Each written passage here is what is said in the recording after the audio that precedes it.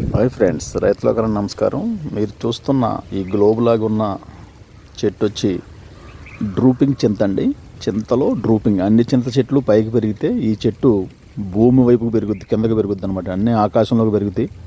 ఈ చెట్టు మాత్రం భూమి వైపు పెరుగుద్ది అనమాట అండి. ఇది ఓన్లీ చింతకూర కోసమే వచ్చిందండి. ఇది ఎవరన్నా చింతకూర ఇష్టపడి ప్రియులకి మంచి రకం పెంచుకోండి. ఇది చింతకూర చాలా న్యాచురల్గా ఉంటుంది. ముదిరిపోయిన ఆకు కూడా మీరు ఇలా ముదిరిన ఆకుని కూడా మీరు చింతకూరగా వాడుకోవచ్చండి. కోసుకోవడానికి చాలా ఈజీగా ఉంటుంది. ఒకసారి దూస్తే మళ్ళీ 15 రోజులకి మళ్ళీ కొత్త చిగురులు వస్తాయి. మళ్ళీ దూస్తే మళ్ళీ 15 రోజులకి మళ్ళీ కొత్త చిగురులు వస్తుంటాయి. డ్రూపింగ్ చింత. ఈ చింత ఇష్టపడే వాళ్ళు పెంచుకోండి. ఇదిగోండి ఈ రకంగా